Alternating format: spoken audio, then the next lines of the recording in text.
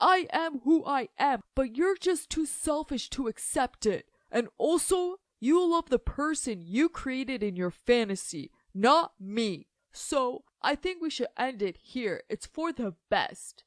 So, that's me there. Yep, the blubbering girl. And the boy? That's Edward, the love of my life. I knew this would happen, as it said as much in both mine and Edward's horoscopes. It'd been written in the stars. How unfair was that? It all began on a normal, sunny day. I started it as I always did, by reading my horoscope. My eyes widened when I saw what it said. Today your paths will cross with your soulmate. Oh, my days, this was it. I was finally going to meet my Prince Charming.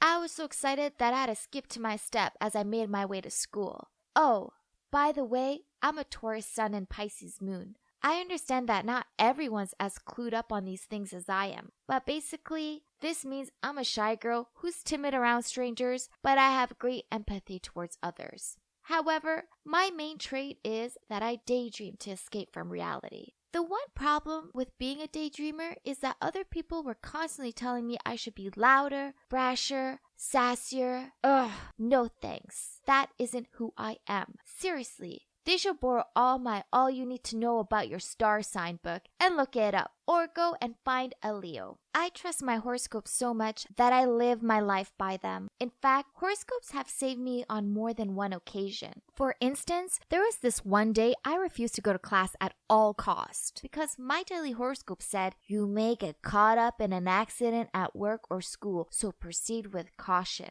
And you wouldn't believe what happened in science class. One of my classmates spilled acid all over the place. Luckily, no one was hurt, but still, thank God I wasn't there. Horoscopes are super important to me, but so is my love of Korean dramas, especially the romantic ones. Swoon. I always imagine all kinds of cute situations in which I find the love of my life who is as handsome, as funny, and caring as the male leads in the drama series. And that's why no guy I've seen ever met my expectations. But my horoscope said it's going to happen, so I was adamant that it would. I wondered what he'd look like and what star sign he'd be. Surely he had to be a Cancer, right? We would accidentally bump into each other, fall in love, overcome all difficulties together, and live happily ever after. This was so exciting. I was daydreaming by my locker when I overheard some girls whispering about a new boy named Edward. Curious, I squeezed myself through the crowd and oh my God. This guy had a face like a Greek Adonis. Could he be my prince? There was only one way to know for sure. I needed to find out his star sign. But like I said, I'm a shy girl. So I was hardly going to go up to him and ask him for his date of birth, as he'd think I was a weirdo. I continued to daydream about my dilemma, and then bingo! I came up with an amazing, foolproof idea. See, being a Pisces has its serious perks. As he was new, his file would be at reception for Mrs. Shillington to sort out. I waited until the start of lunch break as I knew it would be quieter around there then. Then I sneaked over to her desk and scanned through Edward's file. What? He's an Aries, the total opposite of me. How could he be the one? As I walked away, I couldn't stop thinking. His rising moon sign must be Pisces or Cancer, or maybe something that matched mine. It was impossible to know for sure without knowing the exact time he was born. They should really make adding it to documents a legal requirement, as it's important. I was so lost in my thoughts that I bumped straight into someone. I looked up and mumbled out a sorry. Oh my days, it was Edward. This was it. Our paths had crossed. Soon he'd invite me for a walk across the beach. Then we'd kiss under the moonlight. Hey, are you okay? He stared at me, but I was too busy fantasizing to focus. I think I may have been drooling a bit. So he put his hands on my shoulders and started shaking me. Hey, you're okay, right? I finally snapped out of it, blushed, and muttered out, "Yep, I'm fine. I know I'm a pretty girl. Hey, us Pisces have a natural-born charisma. Plus, I was having this blushing look on. How can any boy resist this cutie?" So I wasn't all that surprised when Edward said, "Good. You had me worried there for a minute. I'm new here and don't really know anyone. He itched at his neck. So, do you want to go grab a coffee after school? Besides, it'll be my way of apologizing for not looking where I was going. I gave my sweetest smile and said, sure. We arranged to meet at this nearby coffee house. I know I told you I'm a quiet person, but surprisingly, Edward and I just clicked. We shared a muffin and he told me meeting me had been the best part of his day. He even asked for my number before I went home. Yay! Oh, I also found out what time he was born. I rushed home so I could look up his star sign, and as I expected, his moon and rising sun is Cancer, a total match with me. From that day on, we started texting and calling loads and even saw each other every day. It was great until one day. He asked me if I wanted to be his girlfriend. Oh my god, of course I wanted to. Everything was going exactly as I imagined it. But that's when it also started to get messy. Okay, so my horoscope obsession means I talk about stars, planets, the moon, the sun, and the personalities of each zodiac a lot. I know this drives him bonkers, as he's such a skeptic. One day in his horoscope, it was written that he should take it easy today and avoid strenuous exercise. But Edward had an important basketball match at school. I begged him not to participate, but he wouldn't listen. He said it was absurd. The team needed him and he couldn't let them down on a whim. I was frantic with worry that he was going to break his leg or something. I couldn't let this happen, so I put some laxative syrup in his water bottle. A few spoonsful would be enough, right? But I think I may have poured a little too much as he disappeared into the restroom for hours. Oops. The team lost. But at least my boyfriend didn't have any broken bones, right? That's not all. It was vital to me that he made all sorts of romantic gestures, just like they did in the Korean dramas that I love. So I made him stand outside my house in the middle of the night, then call me to tell me to go by the window so he could see me because he missed me so much that he needed to see my face. This was so romantic, especially when it rained. Nothing's hotter than your boyfriend standing under the rain in front of your house. Although I thought it was totally normal, Edward didn't think so. He thought I was insane, and he ended up with a cold afterward. Then one morning, I checked our horoscopes and I stared at my phone screen in shock. We were gonna break up, and that's when I got a message from him. We need to talk. Meet you after school. Oh Jesus, this wasn't a good sign. Did he really want to end things between us?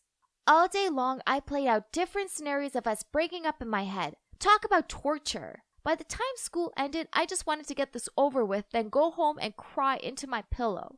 Edward was super quiet. He couldn't even meet my eyes, and the look on his face was so serious. I thought to myself, oh no, this is really happening? Our breakup was inevitable, but that didn't mean he got to do it. Yeah, that's right. So as soon as he began to talk, I butted in and said, I'm sorry, Edward, but we need to break up. Edward looked confused. At first, he thought I was playing out one of the romantic scenes again. But then when he realized I wasn't, he asked why, and I replied, because our horoscope said so. Angrily, he replied, Alice, I was going to introduce you to my parents tonight because I love you. What? He wanted me to meet his parents and take our relationship to the next level? Stammering, I quickly tried to correct myself, but he didn't listen. You trust some garbage from the internet more than your own boyfriend. I am who I am, but you're just too selfish to accept it. And also, you love the person you created in your fantasy, not me. So, I think we should end it here. It's for the best. Then he left me standing there alone in floods of tears. I couldn't stop thinking about Edward and how devastated he looked. Did I misread the horoscopes? Or maybe they were wrong?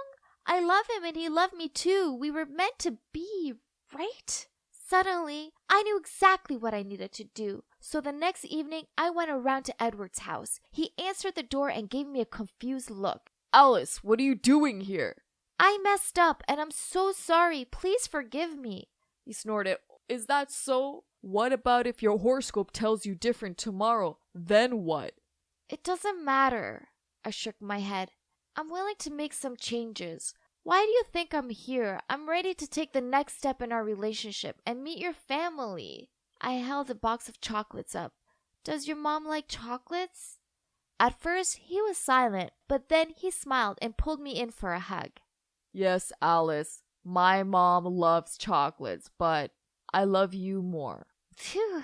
So, I got my boyfriend back and also met his family, who turns out are super nice. I try not to mention horoscopes too much, but I may have asked his sweet mom if she's a Libran. Yup, she is. I knew it. As for now, I'm still reading my horoscopes, but I'm not taking them quite as literal anymore. I've learned that the stars tell the possibility, not the truth. At the end of the day, everything that happens to me is based on my own decisions and actions, nothing else. Hey, horoscopes led me to find Edward, but they also almost caused me to lose him forever. And there's no way I'm making that mistake ever again.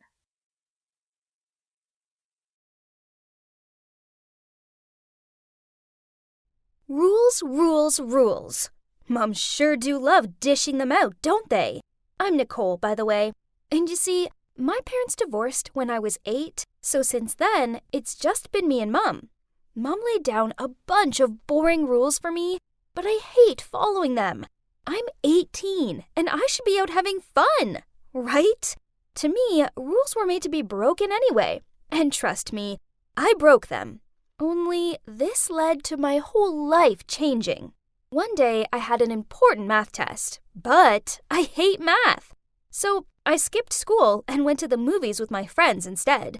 I mean, hello? The last Avengers movie had just come out. No way was I missing it and getting spoilers. Maybe Mom would give me a detention for a few weeks, but it's no big deal, right? I arrived home to find Mom waiting for me. She glared at me and said, "Nicole, I received an interesting phone call from the school. It turns out you haven't been there all day. So, where have you been?" "Oh no, busted!" I just shrugged and replied, "Out." "It's those friends of yours, isn't it? They are a bad influence." I walked off to my room. "Nicole, come back here and talk," she shouted after me, but I ignored her. Then she yelled out, "I can't stand you and your childish attitude anymore. You're going to live with your dad." What? She was kicking me out. Wow, I didn't expect her to do that. Whatever. I was sick of being moaned at all the time. Surely Dad would be far more understanding. I hadn't seen Dad all that much. In fact, the last time was, I think it was my 16th birthday. He was a busy man, as he's the principal at this snooty boys' school. And Mom wasn't kidding. She called him up, and that evening, he showed up and loaded my stuff into the trunk of his car. It felt super awkward. I had no idea what to say to him. Then, about an hour into the seriously tedious journey, he said, "I completed all the admission procedures for you, so you can start learning in my school tomorrow." What? It was an all-boys school, and I was a girl. Besides, no way was I studying somewhere where my dad was the principal. Panicked, I asked, "But, Dad, isn't it an all-boys school?" He said, "It used to be, but of late, we've let a few female students in." "I can't go there. You're the principal. It'll be so embarrassing." "No way. I'll go to another school or something." He gave me a strict look and said, "Mom told me all about your behavior in your old school, and it's unacceptable. So, you'll be learning at my school so I can keep an eye on you. This is not up for debate." OMG, I can't believe it. He was much stricter than Mom. So reluctantly, I muttered out, "Fine, but only if you promise not to tell anyone I'm your daughter." He nodded and said, "Okay, if that's what you want." The school was like something out of one of those weird movies. You know, where the characters think they're safe, but then start disappearing one by one. For starters, it was situated on a hill, miles from anything else. Inside, well, it was so masculine. Browns and grays, and I didn't see one picture in the entire building. The only female thing in the whole place was the girls' restroom. We had to share everything else with the boys. Talk about an inconvenience. The uniform was the same for boys and girls. An oversized shirt and baggy pants and these gross flat shoes. Yuck! During PE, girls were forced to do the same workout as the boys. Bench presses, push-ups, and playing soccer is not my idea of fun. Ugh! And there wasn't even a cheerleading squad. Then there were all these extra dumb rules for the girls, like only uniforms are allowed at school. No skirt, no dress, not even jeans. Do the top button of your shirt up. Tie your hair up into this ugly bun. No flirting with the boys. Yep, that was actually a rule.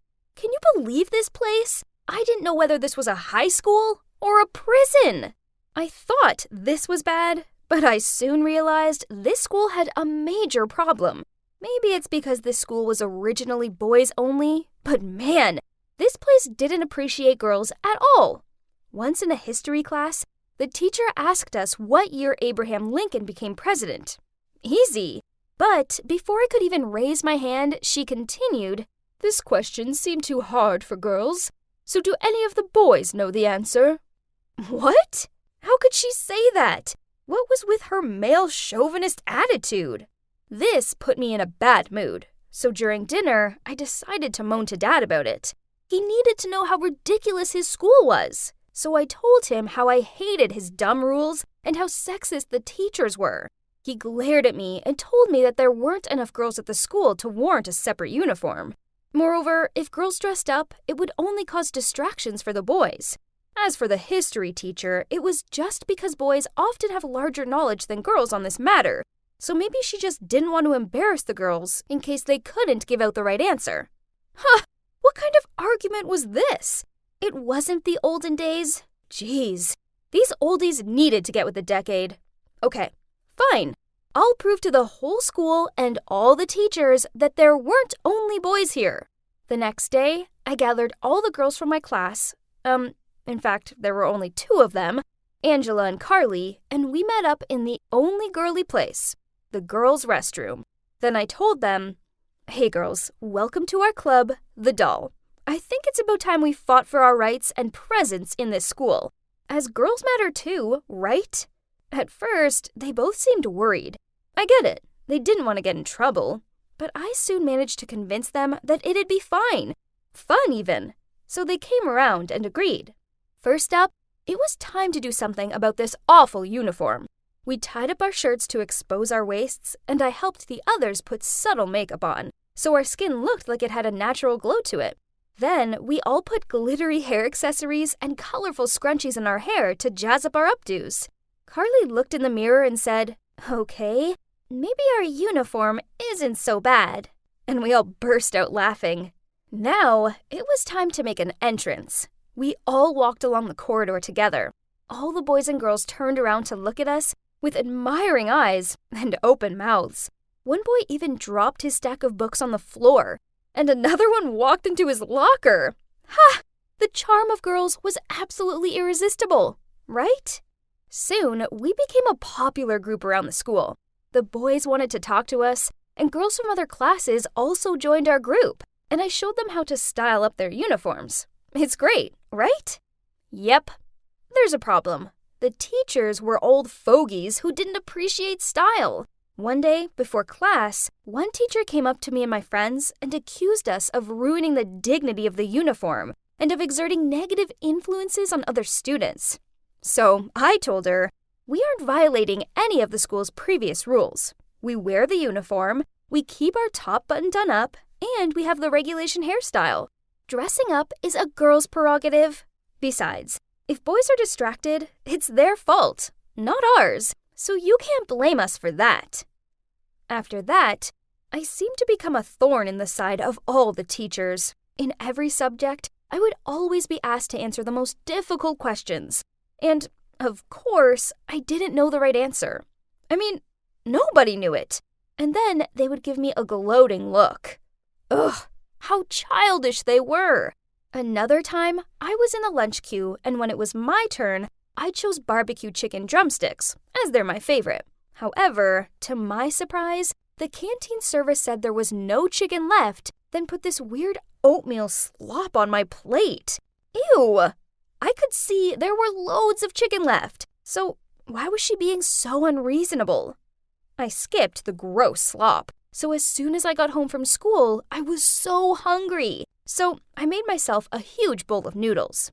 Dad saw me devouring the food, then smiled and asked, "Has causing trouble at school all day made you that hungry?" In between my mouthfuls of food, I told him what had happened with the teacher and in the canteen. He just smiled and said it was because I was too stubborn. What kind of an excuse was that? I mean, when was starving students a good idea? The next morning, I drowsily walked into class and sat down at my desk. That's when I realized I'd forgotten my phone. Well, this totally sucked, so I moaned to Angela. These teachers make my life a misery, and now I don't even have my phone. Today's going to be a long one. Suddenly, someone knocked on my desk. I looked up and saw my dad, aka the principal, standing there in front of me. I was so surprised that before I could say anything, he said, "Hey, Cupcake, you left your phone at home. Oh, and I brought you breakfast, as you know how grumpy you get when you're hungry." Then he put my phone and a sandwich on my desk, stroked my hair, then left. What was he doing? Did he forget his promise? Needless to say, my classmates looked shocked. Angela stared at me and said, "Huh? The principal is your dad? Unbelievable! Why didn't you tell us?" I sat there open-mouthed. This was the most awkward thing ever. "Thanks a lot, Dad."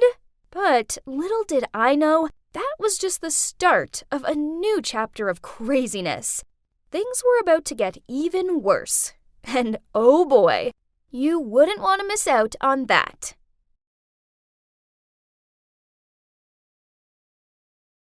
Family. They're complicated. Right. I used to think my family was happy as can be. Nope. Just like when a water balloon gets too big and then explodes, Mom and Dad split up just after one big, fat, dumb fight. After that, my dad moved out. Me and my little sis Katie were given a hard choice. One of us would stay here with Mom, and the other would go live with Dad and his new girlfriend, Zara. Katie's really sweet, kind, and sensitive, so I didn't think uprooting her life and making her live with some new stepmommy would be a good idea. I'm a big bro. Protecting my little sis is what I do best. So when it was settled, Katie stayed with Mom, and I moved in with Dad and Zara. Fast forward a few months, and Mom fell in love with some dude named Glenn and married him. I wasn't sure about Glenn. I'd only met him a couple of times, but he seemed too smug for my liking. Anyway, back to Dad's, it turns out my life with them was a breeze. They let me go out when I wanted, barely made me do any house chores. Instead, Zara was not a mean person. She treated me like family. And for my 16th birthday, she even suggested my dad to surprise me with my very own car. Happy days. But there was one snag. From my sis's messages, I sensed things weren't quite so rosy with her. So I went around to show her my new car. Well, really this was just an excuse to go and check things out. I strolled into the house to find Katie emptying the dishwasher. She was crying. I mean, I know house chores suck, but they weren't bad enough to bring someone to tears. Something was up. I made her a drink, and we both sat down and talked. She told me that it was Glenn. He didn't like her and kept getting her into trouble. Katie said, "He always considered me as a thorn in his eyes because he wanted Mom to spend full time with him. He demanded that I do all the house chores, and then when Mom got home from work, he'd say he did them. If I tried to question him on this, he'd get me into trouble by telling lies to Mom about me. Such as one time he said I cursed at him and stole $20 from his wallet." I didn't like the sound of this, so I asked her, "Have you tried telling Mom what's going on?" She nodded her head and blubbed out, "Yes, she says I'm just lazy and jealous." I replied, "Sounds like Mom's blinded by love. Don't worry, sis, she'll come around and see sense soon." She sniffed back tears and said, "I hope so, Rory, as things really suck here." I told her to let me know the next time Glenn did anything sneaky. Whoa, turns out this guy likes to play dirty. A few days later, he switched the cooking oil for whiskey, so when Mom started the cooking, the whole thing went up in flames. Then Glenn rushed to the rescue and blamed Katie, saying he'd seen her holding the whiskey bottle last night, but presumed she was just trying to sneak some. Then he told Mom that Katie had insisted he cook her steak, so the prank must have been meant for him. Mom instantly believed him over Katie, and punished her by making her miss her school dance and having to do house chores instead. Poor Katie. She was so upset. But then a week later, sneaky Glenn struck again. This time Katie saw him switching Mom's diet mayo for the full-fat stuff. Katie rushed to get Mom to catch him red-handed. But when she arrived, she saw him spreading diet mayo in her bagel. Mom shouted at Katie for saying untrue things about her stepdad and grounded her again. This sucked. My sis was the sweetest girl, and she doesn't deserve this. Not to mention the fact that some of these pranks sound dangerous. Well, not so much the mayo one, but the fire one could have ended so badly. This Glenn dude needed to stop with the games, and it was about time I showed him that no one messes with my little sis. So I suggested we switch things up for a couple weeks. Katie would go and live with Dad and get to know Zara, and I'd go and live with Mom and get to know Glenn. It's clear Glenn knew he couldn't mess with me, so for the first week he stayed out of my way. I used this time to refuel, relax, enjoy Mom's cooking, and plot my revenge. When the second week arrived, I was ready to make Glenn's life a misery. Tough lucky, Glenny boy. Mom was working extra hard as Glenn had lost his job. So, being the good son I am, I drove her to the grocery store. Mom was so happy with my help, and she promised to make my favorite omelet. When we got home, Mom called Glenn to come and help carry the bags inside. He tried to impress her by carrying them all at once, but one of them split open and groceries went everywhere, including the box of eggs. Oops! Mom was furious and shouted at him. That's what you get for trying to show off and be a strong man. Now I can't have an omelet for my dinner, and I was looking forward to that. Haha, seeing his dumbfounded expression was so funny. Yep, I cut a hole into the bottom of the bag so that would happen. I wasn't finished with him yet, no chance. So in the next few days, when Mom left super early for work, I poured cornflakes everywhere, threw dirty laundry onto the floor, put the dog bowl on top of the couch, and stomped around in my dirty sneakers. I even took the breakfast Mom had prepared for Glenn to school with me, so I knew he'd wake up hungry, then spent all day having to tidy up my mess. Ha! Naturally, Glenn wasn't happy with me, so when I got back from school, he forced me to mow the lawn. This guy looked so tired spending the entire day clearing out my stuff, so fine by me. As when Mom came home and saw me, I gasped for breath and said, I had a busy day with schoolwork, but Glenn still made me do all the chores. I'm so tired, Mom. Mom rushed inside and found Glenn watching cartoons. Then she yelled at him. You're home all day, so why don't you mow the lawn instead of making my son do it? I had to go to work. My boy had to do the chores. So what exactly is your role in this house? Glenn was speechless. It didn't end there, as Mom was so mad she made him sleep on the couch. Glenn avoided me after this, but that wasn't enough. I had to make sure that he'd leave my sis alone. I needed to make Glenn realize that his jerky ways were wrong. I knew Mom and Glenn had a piggy bank in their room for their future kid fund. So when they weren't around, I snuck into their room, smashed open the piggy bank, and hid the money in Glenn's jacket. That night after dinner, I asked Mom if I could borrow her headphones. So she went into her room to grab them. Just then, Glenn grabbed his jacket and was about to go somewhere. The moment he stepped out the door, we heard a frantic scream upstairs. It was my mom. She must have found the broken piggy bank and ran downstairs, yelling at Glenn. He stood in the doorway confused, but then she checked his pockets and voila! There was the money. She angrily waved it in front of his face. What's this, huh? You're gonna go out spending the savings for our kid, right? You're making no money, so stop ruining everything. They took their argument outside, and I went up to my room and watched through the window. Suddenly, a car pulled up, and out stepped this well-dressed girl. Oh, wow, it was Katie. She ran over to Mom and hugged her. Then, Dad and Zara appeared. Turns out Katie had had a great time at Dad's. Zara had always wanted a daughter, so when Katie came, she was so happy and had taken her shopping, got her hair done, and spoiled her. When Mom looked at her own daughter having a better life with her stepmom, I was pretty sure she realized how bad she was. I could see her ashamed face. I rushed downstairs and greeted my sis. Then I turned to Mom and said, Mom, you should care for Katie more. You see, Glenn even treated me badly. You don't know how hard he was with her. We love you, so please trust Katie like you trust me. Then I turned to Glenn. You're her husband, but it doesn't mean you can replace us in our mom's heart. Mommies always love their children best. Don't be childish and try to separate them or I'll come back. I winked at him. Yeah, okay, he grunted. Then he turned to Katie and said, I'm sorry, Katie. What do you say to us starting again? Katie smiled sweetly and said, okay, I'd like that. It looks like I'd save the day. Now Glenn knew that if he ever messed with Katie again, then I'd be back. After that, Mom still made Glenn do all the chores, but Katie, being the sweet girl that she is, helped him out with them. As for me, I went back to life at Dad's. I went around there more often to check on Katie and give Mom a lift to the grocery store. And Katie even came around for barbecues and to have a girly pamper session with Zara. So in the end, everything worked out, and now we're one big, crazy, dysfunctional family. But hey, as long as everyone's happy and doesn't try to mess with my little sis, then it's all good with me. Hey, Alex. I felt someone tap on my shoulder.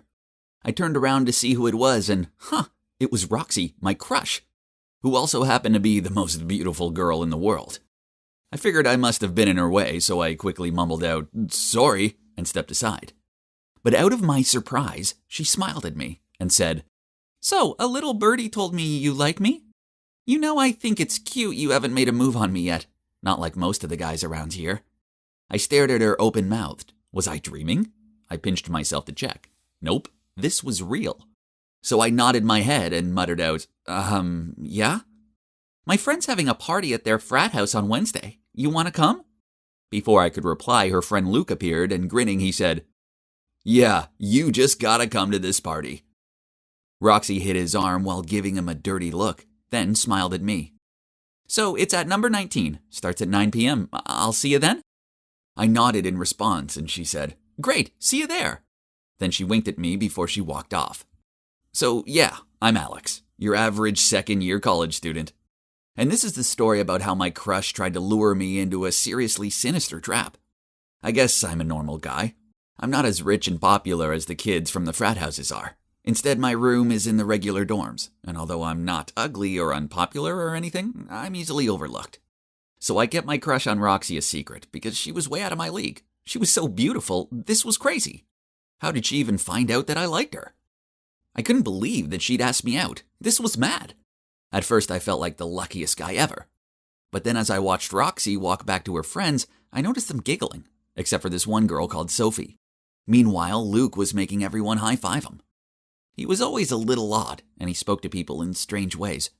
Then I caught Sophie's eye, and she gave me a look that said, "Don't." Then she promptly looked away. Her jerky boyfriend Jack had his arm around her shoulder and was tugging on one of her trademark pigtails as he glugged back his drink. I had no idea what she saw in him. But what had her look been about? Back in my dorm, I discussed it with my roommate Ben, and he said it sounded like a setup. As much as I wanted it to be legit, my gut instinct was also saying that it was too good to be true. So the night of the party, I decided to take a look out my dorm window, as it's in the perfect location to get a clear view of the frat houses. I counted the houses down to number 19. Then I took out my binoculars, for which I used for field research studies, to take a closer look. The house had a large rainbow pride flag hanging from the two windows. This made me wonder why Roxy would want to go to a gay party.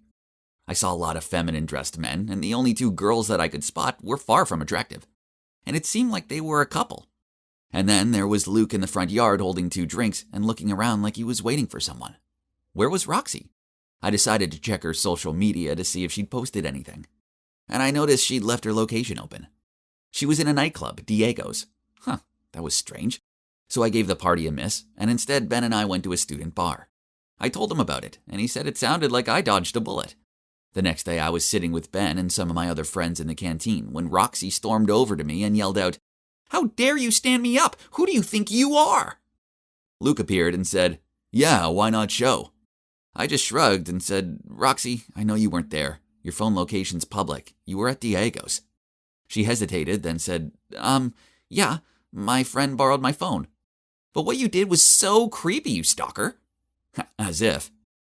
Roxy was never without her phone, so I wasn't buying her story. This whole thing didn't make any sense, so I sort of mouthed out, "Whatever, Roxy," then carried on eating my lunch. After that, she started making my life a living hell. She told everyone that I was stalking her, so random students started coming up to me and telling me to leave her alone. Then someone covered the dorm corridors in leaflets with a picture of my face and the word "stalker" written across them. I knew Roxy was behind it. It was so weird. But Luke was worse. One time after class, he sneaked up on me, grabbed my arm, and said, "Hey Alex, why you bail on my party?" I told him that I saw the party from a distance and it wasn't my thing, so he replied, "Hey, you got a probs with me being gay?" I shook my head and told him I didn't, but he still wouldn't let go of my arm. I was relieved when he finally let go of me. and I hurried back to my dorm. On the way, I spotted Sophie sitting outside on the shared bathroom. Hang on, why was she in a flood of tears? I asked her if she was okay, but she told me to go away. Although I didn't want to put my nose where it shouldn't be. But I wasn't heartless, so I left her my bottle of water before I walked off. I said, "If you want to talk about it, I'm here for you." I was unlocking my dorm room when I heard someone cough behind me. I turned around to see Sophie standing there. She thanked me for the water and she said she wanted to talk. I led her into my room and she sat on my bed. And staring at her feet, she said in tears, "I caught Jack and Roxy by the locker rooms, but when I confronted them about it, they just shooed me away." I sat down next to Sophie and hugged her. This was horrible. It looks like I've been so wrong about Roxy. She wasn't my dream girl at all. Instead, she was a nightmare. Sophie continued, "It gets worse. Roxy stole my assignment and submitted it as her own. It's due tomorrow and I don't have the time to write a new one." She started crying again. I passed her a tissue and said, "We'll sort this out. There's no way she's getting away with it. That's horrible." The buzzing of my phone woke me up. Ugh, what was this? It's 6 a.m. for Christ's sakes. "Go away," I slurred at my phone, trying to reach my arm over to shut it up. The buzzing stopped briefly, but then started up again, so I answered it with a frustrated, "Yeah." My girlfriend Nayla replied, "Samuel, my roomies are going away for the night, so hurry over and bring me a big kiss." Well, that sure got my attention. I sat upright and replied, "Sure, babe, I'll shower then come right over." "Ooh, I love it when you freshen up for me," she giggled. Anything for my girl. I was so excited that I whooped and fist-punched the air, then rushed out of bed to go get ready. Oh, how naive and unsuspecting I was. Guys, never in a million years could I have imagined the humiliating situation I was about to step into. Ah, my sweet Nayla, my high school sweetheart and the love of my life. The problem was that we now went to different colleges, but it wasn't just 3 cities separating us, you see. She lives in a female-only hostel. Yeah, you heard me right. It's female-only, and there are some pretty strict rules in place. The main one being, guys are only allowed to visit on weekdays between 10 a.m. and 5 p.m. What a bummer. If this wasn't bad enough, Nayla's 2 roommates, Phoebe and Luna, were man-hating vultures. Shudder. Phoebe hated men because they'd cheated her out of money not once, but twice. As for Luna, well, I don't really know what her problem with guys was. I think she just likes copying Phoebe. So you see, that's the reason why I never stepped foot in there, not even during visiting hours. But now they were away. I was free to visit my girl without fear of them circling me with their death stares. I showed up smelling of my fave aftershave, and with a box of candy. It was so good to spend some time with Nayla, but geez, these visiting hours passed by quickly. Soon 5 p.m. arrived and I had to leave. It was even stormy out and I wasn't looking forward to the trip back. "Don't go," Nayla pulled on my arm. "I have an idea. Seeing as how my roomies are away, you should stay the night until the next day's curfew." She chewed on her lip. Wow, she was so sexy. She knew I couldn't resist it when she did that lip thing. I hugged her and said, "Now you're talking." That night we cuddled up on her bed and watched a romantic movie, had some chicken sandwiches and waffle fries. And with the sound of the storm outside as our setting, we French kissed. A lot. Talk about paradise. But then her phone buzzed. She checked the message. Her eyes full of panic, then she said, "Samuel, this is bad. The storm means that Phoebe and Luna are ending their trip early. They're on their way back." I knew that if anyone caught me here, they'd probably throw Nayla out. I couldn't let that happen to my girl. But escaping the hostel wouldn't be easy. She opened the door to check. The problem was her door opened up into the shared living room, and there were some girls hanging out in there. Ugh, what was I meant to do now? We were 4 stories up, so I couldn't exactly climb out of the window. And it's not like I could dig my way out. Nayla started pacing the room. Then she opened her wardrobe up and tried making space for me in there. Heck no, confined spaces weren't my thing. But thankfully, just then, she shook her head and muttered to herself, "That's no good, the others use it too." She quickly changed her mind. Then grinning at me, she said, "I know, let's turn you into a girl." Immediately, she pulled out from the wardrobe this long wig we used last Halloween. Putting the thing on my head, she continued, "Almost, I know, you need makeup." Then she started slathering this powdery stuff on my face. Oh dear, the madness has begun. I was so stunned I just sat there and let her make me up like I was a doll. The wig was so itchy and it kept on sticking to my lip gloss and stuff, and I couldn't even see properly through the fake eyelashes she stuck on. After finishing, she stepped back to look at her finished masterpiece. Then she burst out laughing. I looked in the mirror. Even through my sticky eyelash vision, I could tell that I looked ridiculous. Seriously, I was more a clown than a girl. She threw an oversized dress at me and said, "I don't have anything else that'll fit you." I reluctantly got changed, and then I noticed that she was staring at my legs. I looked at them too. Geez, they were gorilla-level hairy. Don't worry, I'll sort those out for you. The next thing I knew, she was positioning me down on her desk chair and then passed me a towel, in case of emergency. Then she started preparing the wax strips. What could be so bad about a little bit of wax, huh? Then she ripped it off. Oh, good God, the pain. I began to perspire and bit down on the towel to block out my screams. Why did girls put themselves through this torturous activity? No thanks, I'd rather be hairy. The last wax strip was the worst, and my screams escaped out of the towel. Oops! I immediately jumped on the bed, facing the wall, and pulled a blanket over my head, while Nayla tried to put away all the makeup and stuff as fast as possible. The girls in the living room for sure had heard me and rushed inside. Behind them were Phoebe and Luna, who just got home. What's with the screaming, and who is she? Phoebe pointed at me. I thought I saw a spider, but it was just a clump of hair. And this is Samantha. She's my friend, but she's come down with a fever and she's gonna have to stay over. Suddenly, the blanket was pulled out and a hand came towards my forehead. My heart stopped beating for a second. Then Luna said, Yup, she's on fire. Let's leave her to rest. Phew, that was a close one. Turns out the waxing session had heated me up so badly that I ended up drenched in sweat. So I could totally pass for being ill. Luckily, after that, the other girls left the room to give me some space.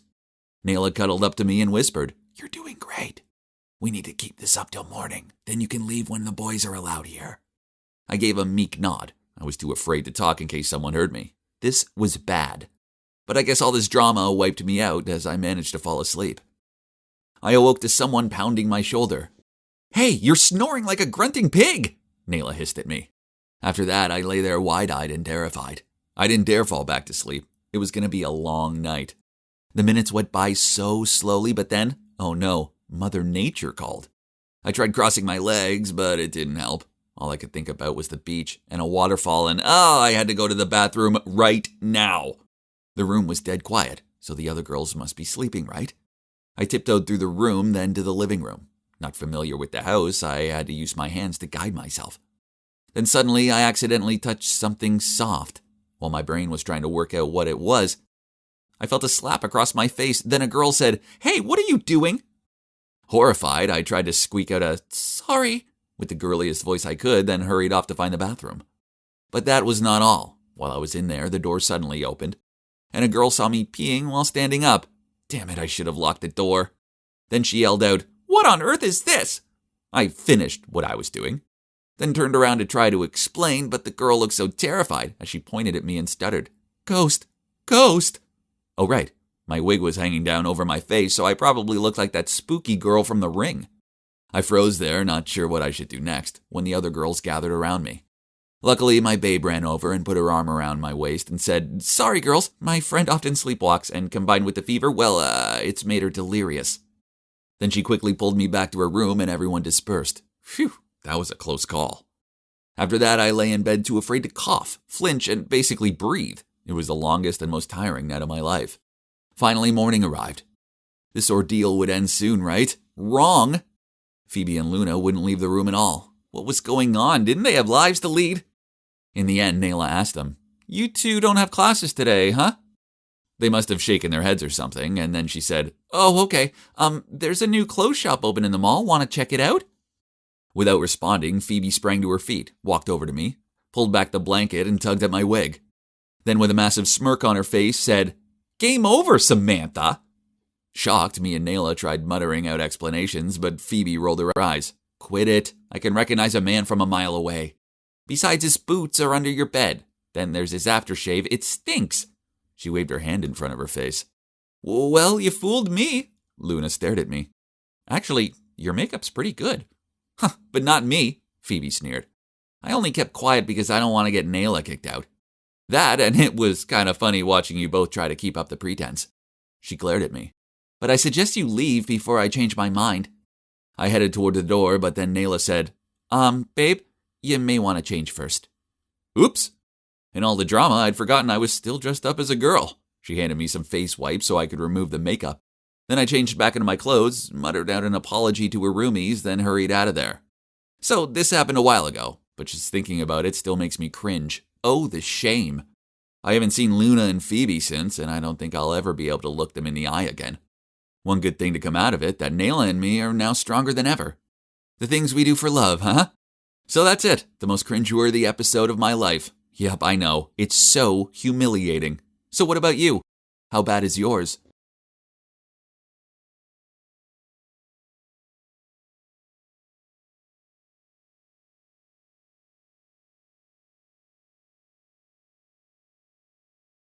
Okay, Cupcake, say ah. Ah. Ugh. Were they actually feeding each other? Seriously? How was I meant to concentrate on the movie with them doing that? Ugh, gross. Annoyed, I stood up, tipped my bucket of popcorn on their heads, then walked off. Don't panic, I'm not a crazy person. They weren't some random couple. Nope. I know them. The girl Shelly, she's my best friend. For as long as I can remember, it was just me and her. Best friends against the world. But then one day, this guy Leon showed up out of nowhere, and boom, they started dating. Do you know what the worst thing was? This Leon guy was 2 years younger than me. He was so immature, seriously. Every time I made plans with Shelly, he tagged along too. Suddenly, my phone rang. It was Shelly. I rolled my eyes as I answered, knowing she'd be furious. Peter, how could you? I keep finding popcorn in my hair. It's gross. You're so childish. Yeah, whatever. She was the one who turned me into a third wheel for our scheduled movie night. I ended the call. I was done talking to her. That's when I saw the news article pop up on my phone. There was a weather warning for a freak magnetic storm. It was advising everyone to stay at home and turn all technological devices off. Well, that was fine by me. It's not like I wanted to stay out anymore anyway. So I went home and went straight to sleep. The next morning, I woke up and, why was my dad sitting at the end of my bed? I rubbed my eyes and asked him what was up. He seemed lost in thought, but then he put his hand on my shoulder and said, Nothing, son. If you feel like you want to talk, I'm here for you. I understand. Then he left my room. Huh? What was that all about? I went downstairs for breakfast. That's when I heard my granny say, I will prove to you guys that he's not. Then I heard Dad say, Mother, it's no big deal. Even if it's true, he's still our Peter. But when I walked into the kitchen, they all fell silent and gawped at me. I said, hey, you guys, what's the topic? Then my mom replied while passing me a plate of pancakes. Nothing, son. Even my younger sister Lena was acting strange. She gave me this weird smile, then shook her head. Okay, this was odd, but I just shrugged it off and ate my breakfast. Afterward, Mom asked me to help her out in the rock garden. Yeah, sure, I mean, it's not like I had anything better to do. Now, let me tell you, those rocks are way heavier than they look. As I struggled to carry one, I puffed out to Mom, Where do you want this? It's so heavy. Can you call out Dad to help? Shaking her head, she said, No, you can do it. You're not a weak boy. Then she continued to direct me to carry the pile of rocks all over the garden. I carried on until I had jelly arms and couldn't manage it anymore.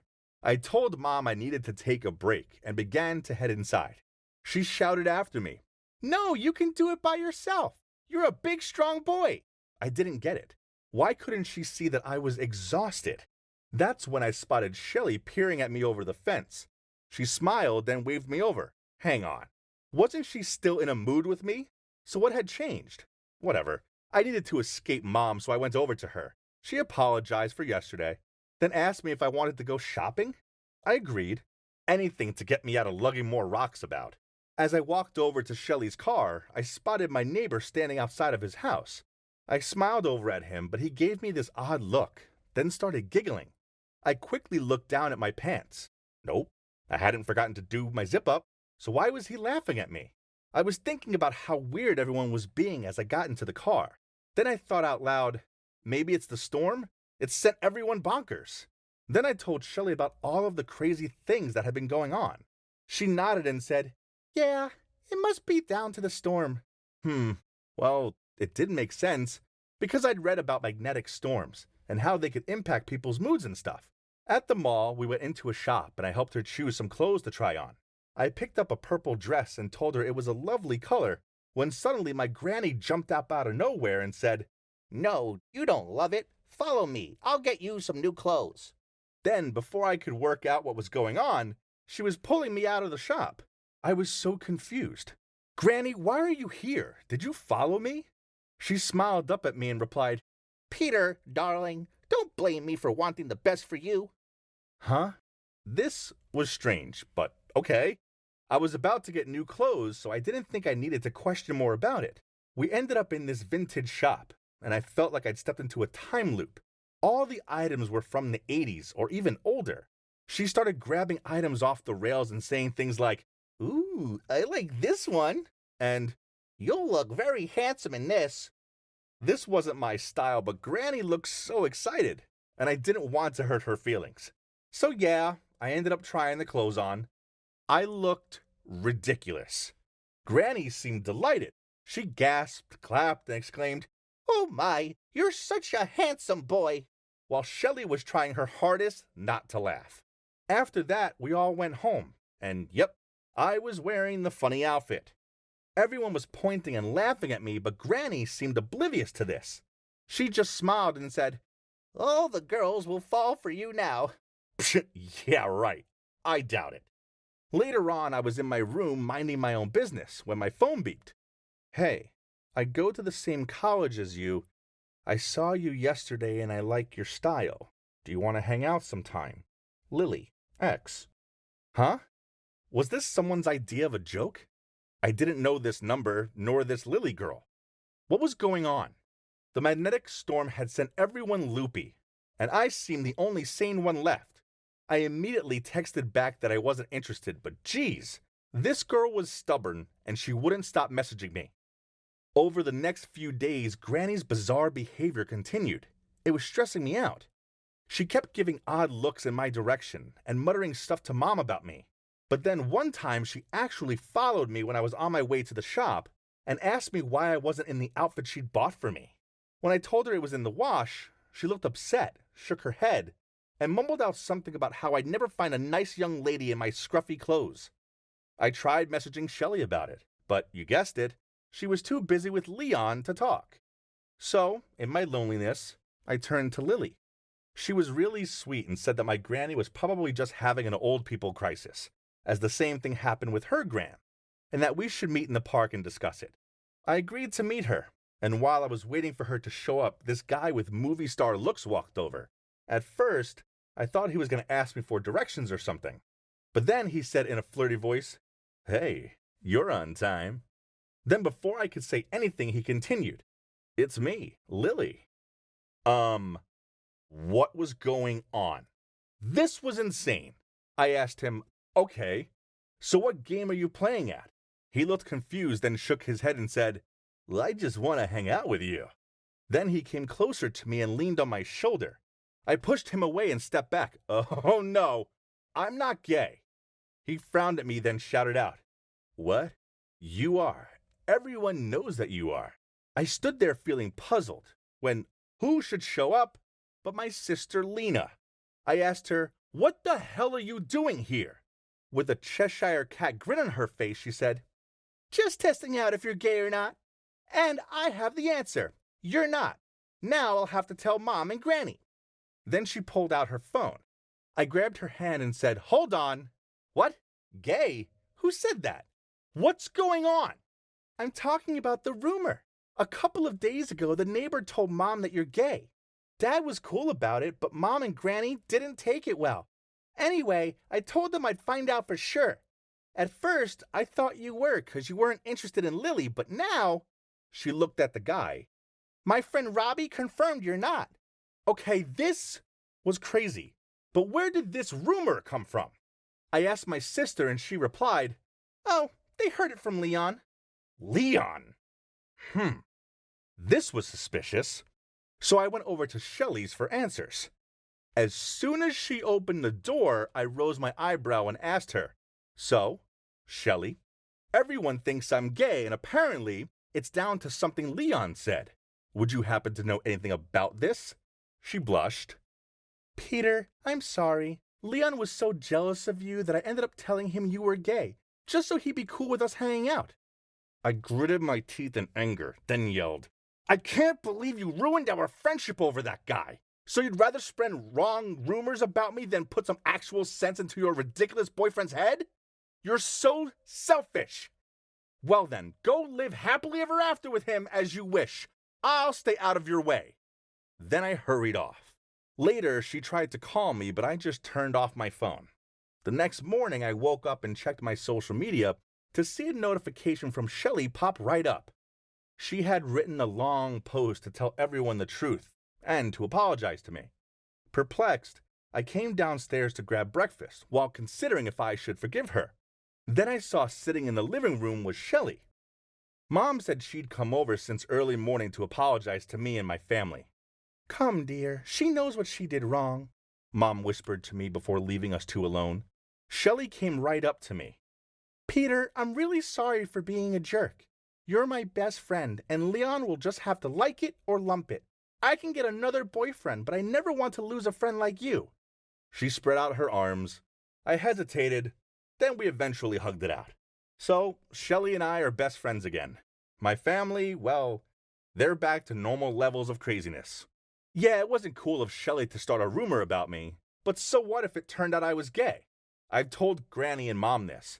I guess they're both just old-fashioned and need to get with the times a bit more, and realize that it doesn't matter if I like girls or boys, as either way, I'm still me.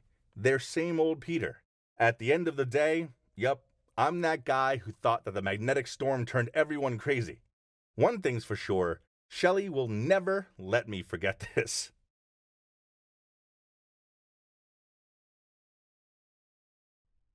You see that sad girl sitting there in a flood of tears? Yeah, I know, she's pretty hard to miss.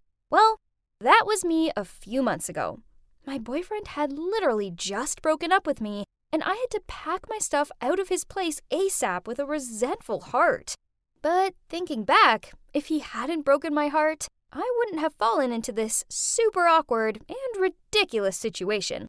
Oh, I forgot. I'm Ava. I'm 22, and I suck at love. So, anyway, after crying like a newborn, I realized I needed a trip away to free my mind, just like Julia Roberts' character did in the movie Eat, Pray, Love.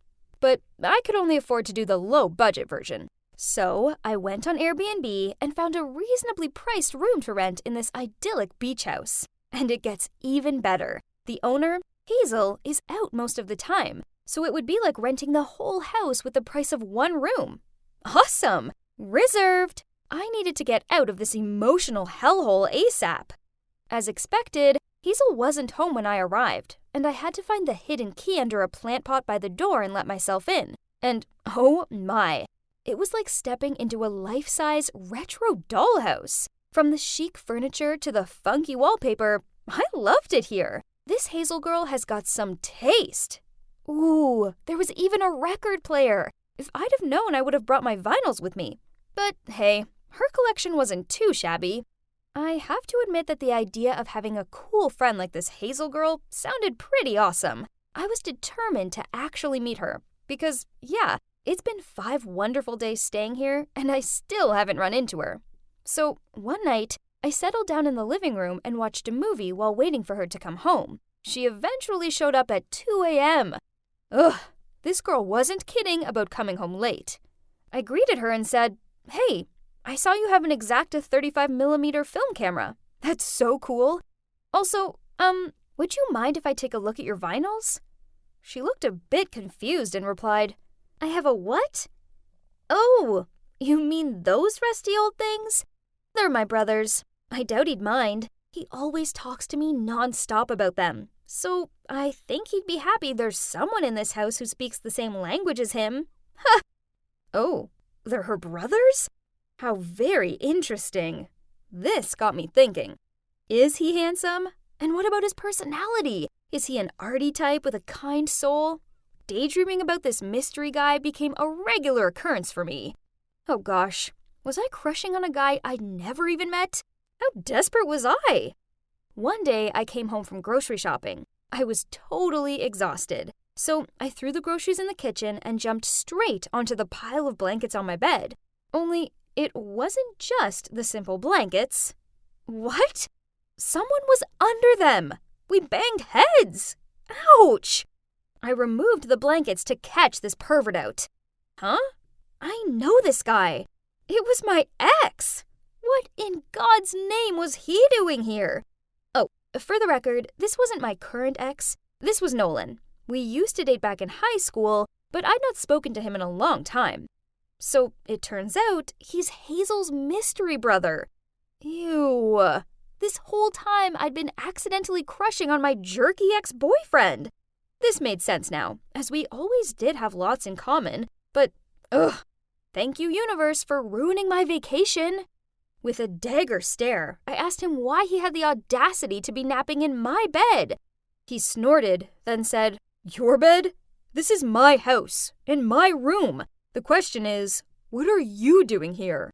Reluctantly, I explained everything to him, and it turns out he was meant to be away on a 2-month business trip, so Hazel put his room on Airbnb without asking him.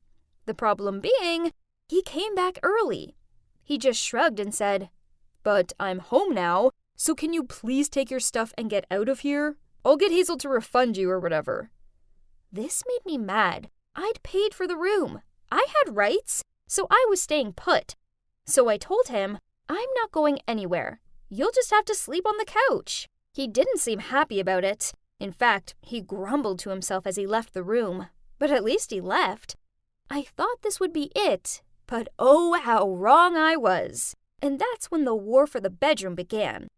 The next morning, I awoke to hear these weird squawking noises. Then I felt something flap in my face. Sleepily, I tried to whack it away and opened my eyes. Staring back at me was this massive gull. Ugh! Nolan! There were about a dozen of them hanging out in my room, all pecking and flapping around my stuff. It took me over an hour to shoo them out of the window. Afterward, I was so mad that I locked myself in the bathroom. After 30 minutes, Nolan thudded on the door. He urgently needed to use it. I opened the door with a smirk on my face and brushed past him. I soon heard his disgruntled shouts. Yep, I'd wrapped the toilet paper with duct tape. Ha! I wasn't done with him yet, so that evening I hid some cookie crumbs on the couch, and he woke up the next day covered in ant bites. He was like a real-life ... Yes, it's 2-1, loser. This went on for a couple of days. Nolan switched the toaster settings, so my breakfast was ruined. Yuck. So I sneakily downloaded a fake cracked screen app on his phone and placed it on the floor. When he picked up his phone, he totally freaked out and started blaming his dog. It was so funny. All this pranking was exhausting, so I was kind of relieved when Nolan went out one night, and I could just chill on the couch and watch a movie. Suddenly, the power went out. Great. The switch must have tripped or something. I put on the torch on my phone and was about to go and check it out when my phone rang. All I could hear was someone deep breathing into it. What the hell? I hung up and my body started to shake. All of a sudden, the door burst open and Ghostface was standing there. Terrified, I held my head and screamed like a banshee. But then I heard somebody call my name. "Ava! Ava! It's me, Nolan. It's okay." I was so relieved to see him that I jumped into his arms and cried into his sweater. "Please don't cry. I've got you," he said in a soft voice while he held me. I felt so secure and safe. What was that he was holding in his hand? It was a ghost face mask. It was him! He knew I hated horror movies. What a jerk! I pushed him away and shouted, "What the hell? Are you crazy?" He just smiled and replied, "It was worth it, 'cause the hug was so sweet." Man, I hate this jerk. After that, I avoided him. So, okay, I did catch myself looking over at him and getting this weird, warm feeling. One time, he was playing with his dog on the beach, and I watched on from the porch. Did I have a crush on my ex? My God, I hope not, 'cause that would be pathetic. But I had to admit that, although his pranks were really annoying, they'd also been kind of fun. It made me reminisce on the old days when we were together, and we were so happy back then. But nothing lasts forever. Hazel appeared with 2 cups of coffee, and we started chatting. I told her how annoying her brother was. She laughed, then replied, I know, sorry. I didn't know you guys used to date. I wouldn't have rented the room to you if I had. I get that it must be awkward for you, especially as you were the one who broke up with him, right? I did what? He was the one who broke up with me because he was moving away at the time and couldn't handle the long-distance relationship. And worse, he did it over a freaking letter. She looked at me confused, then said, Oh, that's peculiar, as he told me he wrote you a letter telling you about his feelings. Then you shouted at him that it was over. I replied, part of his letter said, I love you and all, but this long-distance stuff is like madly scary. So it kind of seemed obvious to me that he wanted to end things. She shook her head. No, I swear he just wanted to tell you how much he loved you. But obviously, my dearest brother totally sucks at writing. What an idiot. I told him he should have let me proofread his dumb love letter. So, it turns out, our breakup had all been a misunderstanding. I mean, come on, who writes love letters anymore? Anyway, the past was the past, so I decided it was best to leave it there. Besides, I only had a few days left here. On my last day, I packed my things and said goodbye to Hazel. I had to admit that I was really gonna miss it here. Nolan was nowhere to be found. He must be celebrating because he finally had his room back. Whatever. It's not like I needed to say goodbye to him. I took a cab to the train station. On the way, I couldn't shake Nolan out of my head. He needed to know the truth about the breakup. I couldn't let him think that I was a cruel person back then. Stop! Turn around! I shouted out to the cab driver. I ran back into the house. Hazel stared at me in shock. Why aren't you at the train station? Oh, wow. I couldn't believe they wanted to get rid of me so fast. I was about to leave when Hazel continued. Nolan just took a cab there to talk to you. Let me call him. Nolan answered the phone and asked me to meet him at a lighthouse nearby. Oh gosh, I was so nervous. What did he want to tell me? Maybe Hazel had told him about our convo the other morning. I spotted him. He was holding something. Gee, I hoped it wasn't another letter. He blushed while looking at me. Then he said in a shy voice, you forgot something in my room. Then he handed me a bag. I opened it, and there was my lingerie. Oh, great. How could I forget them? So he wasn't going to tell me anything. But wait a minute. These weren't mine, and they still had the tags on. He giggled and said, Sorry, I swear that was the last prank. I just needed a reason to see you. Hazel told me everything. I don't blame you for our breakup. I blame my poor writing skills. The point is, I love you. I just love you. You're the only girl I've ever loved. Still to this day. I've never loved anyone else. Oh gosh, I couldn't believe it. Although I was pretty sure he'd just quoted that from a movie or series or something. As we all know, he sucks with words, and it sounded familiar. Anyway, I threw the bag of lingerie in his face and then wrapped my arms around him. So, from then on, the room war stopped. Not because I was leaving, but because we became roommates. Let me tell you this. Actually, there's not much to tell. Only, when your boyfriend writes you a letter, please make sure you read it very carefully. Actually, scrap that. Just tell him to get with the times and to text you.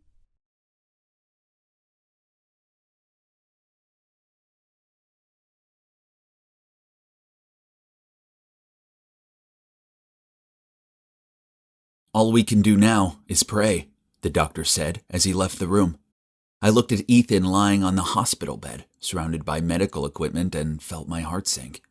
Then Elliot came over to me and said, Charles, I think you should maybe go home and rest. There's nothing you can do right now. Yeah, Elliot was right. Now I had to be stronger than ever, and in fact, if it wasn't for her, I probably wouldn't have made it through this crazy time. Although Elliot was a newbie in our department, we'd become close very quickly, and I was so grateful for her. I smiled at Elliot and offered to drive her home. And then I went to see my mate Cooper. He'd just got back from living abroad. We'd been friends for years. We first met at a gay pride party. He was bisexual and I was gay. At least, I had been. But now I wasn't so sure. You see, I realized that every time I was with Elliot, my heart was beating faster than usual. Could it be that? I got so lost in my thoughts, I didn't even see Cooper opening the door. He looked at me and said, "Dude, what's wrong with you? You look like you've seen a ghost." I told him I was in deep trouble and really needed his advice. Lying on his couch, I explained how my boyfriend Ethan was in hospital, but that I'd started having feelings for a girl. Cooper looked at me with sympathy in his eyes, but then he just nudged me and said, "Charles, welcome to my life. It's okay to have feelings for both men and women. It's normal." I asked him what I should do, and he said I should just listen to my heart and let it decide. And then he winked at me and asked to see a photo of this girl who was turning me by. I opened my phone and showed him, and he looked shocked. His eyes went wide, and I asked him if he thought she was hot too. But then he said something that made my blood run cold. "She's my ex-girlfriend, bro." Whoa, what? This couldn't be happening. Then Cooper told me how they used to date and had even set a wedding date. But then something had happened and they'd broken up. This was too weird. What were the chances? I wanted to ask him more about what she was like and why they broke up. But from the look on his face, it was too painful to speak about. Plus, it also made me feel a bit uncomfortable. I could barely sleep that night, worrying about Ethan and thinking about Elliot and Cooper. It was all so strange. The next day, when I was concentrating on my work, my manager suddenly came over and said, "Charles, congrats. You're doing so well. I didn't expect one of your team members that you managed to get promoted so quickly." Huh? What was he talking about? No one had been promoted. I was so confused. He noticed how puzzled I looked and said, "Didn't you know? Elliot took over Ethan's role as director." What? How did this happen? I looked at him in surprise and he continued, "Word on the street is that Elliot is the president's daughter, so it's normal for her to take over. She clearly hid her identity well, didn't she?" Then he just laughed and walked off. Wait, if Elliot was the president's daughter, that meant that she was related to Ethan. She was Ethan's sister, right? Oh, this couldn't be. She'd acted like she didn't even know him at the hospital that day. I quickly ran to find her and said, "Hey, Elliot, why didn't you tell me you were Ethan's sister? You know that me and your brother are in love. Why would you hide this from me?" Elliot just sighed and said, "Well, actually, I didn't want to hide this from you. But my parents sent me to help Ethan to run the company. I don't have any experience, so I wanted everyone to treat me like a normal newbie so I could actually learn. That's why I hid my identity. I'm so sorry." I guess she'd done the right thing, as I'd heard lots of gossip behind my back when I'd started dating Ethan. So I sympathized with her. But now it all made sense. The reason I had a crush on Elliot. She looked so similar to Ethan. The same deep blue eyes, the same cheekbones, even the same gestures. She also had the same shrimp allergy, and they both had this pen spinning habit when they're deep in thoughts. How had I not noticed this before? What if I wasn't in love with Elliot? I was just in love with how she was so similar to Ethan. Okay, that made me feel a lot better. So it was Ethan I loved after all. The next day I went to visit Ethan with a huge bouquet of sunflowers, his favorite. When I was walking through the entrance, I spotted Cooper. "Hey, we meet again," I called out. "What are you doing here?" He told me how he was visiting his ex who'd been in an accident, and I said I was visiting my boyfriend who'd been in an accident. "Let's walk together," I said. "What room's your ex in?" 1502, Cooper said. "Are you sure?" I mean, that was Ethan's room, I thought. Then it hit me. "Hang on, is your ex called Ethan?" I asked, really hoping it wasn't. "How did you know that?" Cooper said. "Because Ethan is my boyfriend," I said. This was way too awkward. How was it possible to have this many coincidences? I couldn't believe it. Cooper was shocked too, and said that Ethan was the reason he and Elliot had broken up. He'd fallen in love with Ethan. And Ethan's family had been so upset by this, they kicked Ethan out of the house.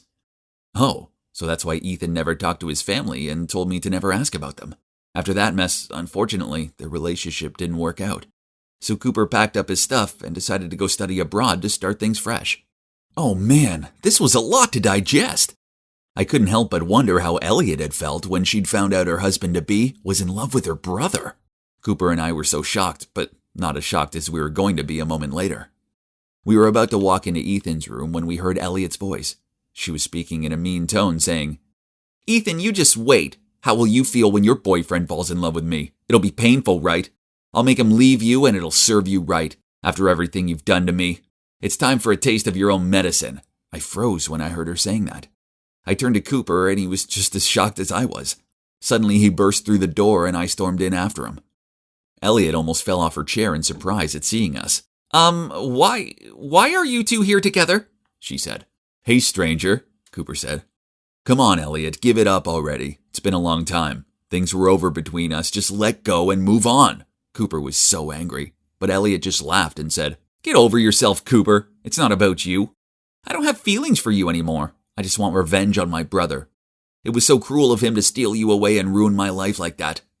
Then with eyes full of hatred, she turned and looked at poor Ethan lying there. I was furious. I realized exactly what Elliot had been doing. Deliberately flirting with me to steal me away from Ethan. How could she? I confronted her on the spot. What's wrong with you? Why would you treat me like this? And your poor brother? I didn't expect... Before I could continue, though, she interrupted me and said, Charles, wait, listen to me, please. It's true that was my intention at first, but then I fell in love with you. And I thought you were starting to fall for me too. I'm so sorry. Elliot then tried to reach for my hand, but I was disgusted. I pushed her away and said, Get away from me. I don't want to see you anymore. Elliot started crying, but I was too upset to be bothered. I was just so horrified that she'd do this. I was so disappointed in myself, too, for falling into her trap. Poor Ethan. He didn't deserve any of this. I stared at him lying there on the hospital bed. What if he knew? I kept staring at him and swear I saw his fingers twitch. Oh my gosh, was he waking up? Cooper quickly went to the doctor while I stayed with Ethan and tried to talk to him. Ethan, are you awake? The doctors ran a few tests and said that Ethan had finally regained consciousness and would wake up properly soon. Cooper and I were over the moon. I was so relieved he was going to be okay. And it seemed like Elliot also felt the same as she stood quietly in a corner of the room, tears streaming down her eyes to the corner of her mouth that turned up in the most subtle smile. And as expected, about a week later, Ethan opened his eyes. I'd never been so happy in my life. He started physical therapy, and I spent a lot of time helping him. Of course, Cooper popped in to visit too, and we all had a good laugh about how connected we all were. This must have been real fate, because calling this coincidence would be an understatement. As for Elliot, she just disappeared. But then a few days later, when Ethan, Cooper, and I were chatting together in the hospital, an email popped up on my phone. It was Elliot, and she said she was so sorry for what she'd done, and she just hoped that Ethan and I could forgive her. Then she said she wished us only happiness. I told Ethan and Cooper the good news, and we were all so relieved. Maybe we could all be friends after all. I mean, Elliot might become my sister-in-law one day, right? Life can be so funny. I'm just so glad Cooper appeared when he did, and everything came out into the open. I'd never forgive myself if I'd left Ethan for his sister. Ethan was always the one for me.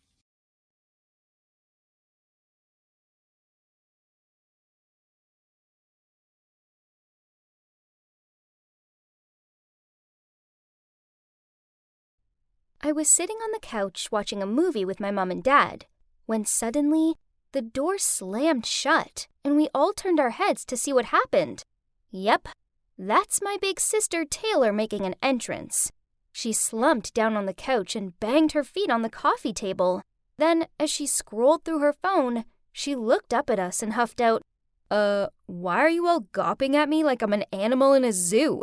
Am I not welcome here? Flustered, my mom immediately replied, No, sweetie, we're all delighted to have you home. Then she turned to me. Anne, darling, go and get your sister a drink. I jumped up to my feet and did as Mom asked. I know what you're thinking. Why is everyone letting Taylor get away with her Little Miss Rude routine? You see, after a huge argument with Mom, she left home at 18 and didn't come back for 7 whole years. Mom seemed so pleased to have her back, so I decided to ignore Taylor's attitude and just go along with it. That afternoon, Mom asked me to go to the grocery store with her so we could buy Taylor her favorite foods, as well as a welcome back gesture. Then we spent ages preparing this delicious meal. I excitedly rushed up to Taylor's room and knocked on the door. Taylor, dinner's ready! She shouted back. Go away! But it's hamburgers, and we got a special dessert, I replied. Poof! I hate hamburgers, and there's no way I'm eating some sugar-laden dessert. I went downstairs and told Mom that she wasn't coming. Mom shrugged and tried to act like it was no big deal, but I could see the sadness in her eyes. Dad tried reassuring her by saying, She probably just needs time to settle in. Yeah, she's probably just tired, I added. Mom forced out a smile and thanked us both. Then she prepared a plate of food and asked me to bring it to Taylor. I knocked on her door and told her the food was outside. She shouted back at me, "Take it away! I don't want it!" I left it outside of her room, but later on when Mom went up to bed, she saw the untouched plate of food still there. She picked it up and she took it downstairs and made out like it was no big deal. She wasn't fooling me. I could tell that she was biting on her gum to stop the tears. When I was little, I idolized my feisty, beautiful older sister. I loved how she wore clashing colors, the cool ways in which she styled her hair, and her carefree nature. The problem was that she didn't seem to like me. All she ever did was call me a brat, slam her bedroom door in my face, and tell me to stay away from her. 7 years on, and I thought things would be different. She wasn't a teenager anymore. She was an adult. But nope, it seemed clear that Taylor hated me even more than ever. I don't know why. Didn't she view me as a proper sister because we had different dads? You see, my dad isn't her dad, as her dad left when she was a little girl. Then Mom met my dad and had me. I don't know. I just couldn't figure out why she still disliked me so much. As the weeks went on, Taylor didn't seem to settle in at all. Instead, her behavior worsened. She played loud music until the early hours of the morning. She covered the house in her clothes, plates, cups, etc. She was the messiest person ever, and never cleaned up after herself. One time, I came downstairs to see her sitting at the dinner table, munching on the sandwiches I'd made for school. Then, when I politely told her this, she snorted and said, "They're gross anyway, so I'm doing you a favor." Then she took Mom's car without asking her, and that meant she had to get the bus to work and ended up late. When Mom talked to her about it, Taylor just smirked, threw the keys at her, said, "You're out of gas," then walked off. Mom tried to keep calm and distracted herself by tidying up. So I tried hugging her, but she shrugged me off and told me to go away. It felt like Taylor could get away with everything, while I was the one getting snapped at for nothing. Still, Taylor must have been through a lot, right? Maybe she just needed some time to reconnect with Mom again. Then peace would be restored to our household. Just when I thought things couldn't get any worse, they did. I was reading in the living room when I heard voices coming from outside. I went to check it out and saw Mom and Dad talking to our new neighbor. They sure looked friendly. Then Taylor appeared and grinning said, "Making friends with the neighbor, are you, Mom?" Mom flustered out, "Taylor, this is Bill, my old classmate and our new neighbor. Isn't it a small world?" "So, you're Mom's age?" "Whoa, you don't look like it." "Hang on, didn't you say you had a crush on some Bill?" "I see why. It's just a shame you rushed into remarrying, isn't it?" Mom and Bill gave awkward looks, while Dad was gritting his teeth. Uh-oh, he didn't look happy. "Lovely to see you, Bill," Mom muttered out before she pulled Dad and Taylor inside. Behind closed doors, she frowned at Taylor, but she just shrugged and left. This must have been playing on Dad's mind, as that evening I overheard him question Mom. "Why did you never mention this Bill before?" "Honey, it was just a slight crush when I was a teenager. You know how it is." "Yeah, sure." Dad scratched his head. Now I was stuck in the middle of all this tension, and it was all down to Taylor stirring the pot again. Then a couple of days later, Dad came home from work and immediately started freaking out. "The bank called. Apparently I spent an obscene amount of money in a watch store. Was it you?" Mom shook her head. I didn't know anything either. Then Taylor piped in. "Speaking of buying stuff, we do need to get something for Bill's birthday. I mean, he did invite all of us, so it'd be rude not to." Uh-oh. I know Mom hadn't got round to telling Dad that Bill had invited the whole family to his party yet. Dad gave Mom a skeptical look and snarled, "Oh, I see. You used my money to buy your high school sweetheart an expensive watch? Listen to yourself! You're being ridiculous! I'm not going to stand around and listen to you accuse me like this." Then Mom stormed off. I really wanted to tell them how this morning I'd seen Taylor lingering in their room, looking suspicious. But how could I bring this up when the atmosphere was so intense? I decided I needed to confront the source of the problem, Taylor. When it was just the two of us, I said to her, "I know it was you. I saw you snooping around Mom's stuff." She just shrugged and replied, "Little Anne, seems you're smarter than you look." "Yeah, I did it. So what?" "Why are you being so cruel? Mom and Dad might split up because of you." To my shock, she grinned and she said, "Well, that is my plan. Why should you get to play happy families when I'm stuck here without my dad?" What? How could she be so selfish? I couldn't hold back my frustration anymore. How can you do this to Mom? I won't let you get away with this. Is that so? And what exactly is a quiet mouse like you gonna do about it? Then she shoved past me and walked off. I know I needed to tell Mom, but this meant breaking her heart. I was going to do it.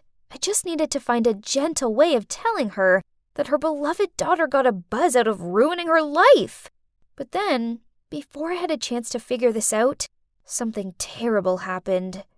The next day, I arrived home from school to find Mom and Dad in the kitchen.